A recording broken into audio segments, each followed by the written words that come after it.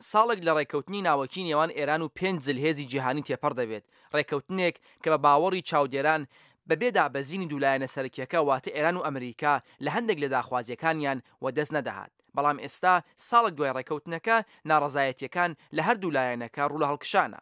ما اینجا ساده‌لوحانه ڕێبەری ئێران کە پێشتر وتبووی پیرۆزباییکردن لەو بەهۆی ڕێککەوتنەکە بێمانایە و ئەو وەک خۆی تا کاتێک لە دەستکەوتەکانی ئەم ڕێککەوتنە ئەرخایەن نەبێت نە لایەنگری دەکات و نەتیجایەتی. ئێستا بە ئاشکرا هەڵوێستی دژی ڕێککەوتنەکە دەگرێت و دەڵێت ئەمریکا بەڵێنەکانی خۆی لەم پەیوەندیەدا ناوەتە ژێر پێ و ئەمە بە مانای ئەوەیە کە ڕێککەوتنەکە بە ڕوونی زیانی لێکەوتوێتەوە. بەڵام مارک دۆبۆڤیتس لە پسپۆڕانی ناوەندی پشتگیری لە دموکراسی لە ئەمریکا دەڵێت ڕێبەرانی ئێران خراپ لە ڕێککەوتنەکە و بەڵێنەکانی ئەمریکا تێگەیشتون.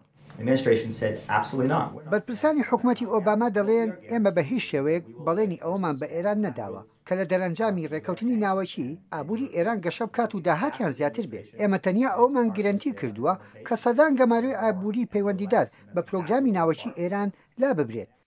لە بەرامبەردا کۆماری خوازەکان بە تایبەت و دژبەرانی ڕێککەوتنەکە لە ئەمریکا بەگشتی دەڵێن ئەو ڕێککەوتنە بۆتە هۆی ڕاگرتن و پاراستنی ژێرخانەکانی ناوەکی ئێران و بە فەرمی ڕێگەدان بە بەردەوامبوونی ئەو وڵاتە لە لێکۆڵینەوە و پێشخستنی کەرەستەی پاڵاوتنی مادەی ناوەکی واتە سانتریفیوژ و ڕاگرتنی کارامەیی ئێران بۆ بەرهەمهێنانی سوتەمەنی ناوەکی لە قەوارەی سەنعەتیدا.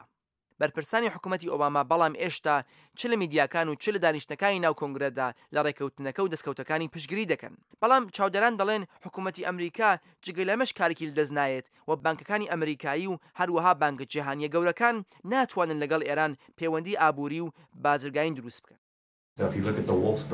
ئەگەر چاو لە بانکە گەورە جیهانیەکان بکەن دەبینن ئەم بانکانە ئامادە نین لەگەڵ ئێراندا کارداری بکەن. ئەمەش تەنها بەهۆی مەترسی کارکردن لەگەڵ ئەو کۆمپانیانە نییە کە سوپای پاسداران دەستی تێدا هەیە، بەڵکو دەگەڕێتەوە بۆ مەترسی ئەو گەماروانی کە هێشتا لەسەر ئێرانن.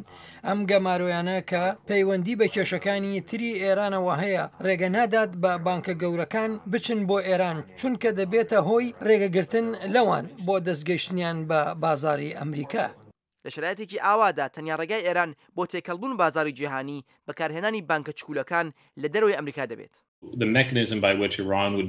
بۆ ئێران دەستی بە دۆلاری ئەمریکی بگات دەبێت لەگەڵ بانکەکانی تری دنیا لە دەرەوەی ئەمریکا کار بکات. ئەمە ڕێگا دەدات بە ئێران کە دۆلار لە سیستەمی بانکی جیهانیدا ئاڵوگۆڕ و بە پێی پێویست مامەڵی پێوە بکات. بە بڕای من ئەمریکا ئامادەیە یارمەتی تەکنیکی بانکەکانی ئێران بدات تا بە شێوەیەکی گونجاو لەم پەیوەندیەدا هەڵس و کۆت بکەن.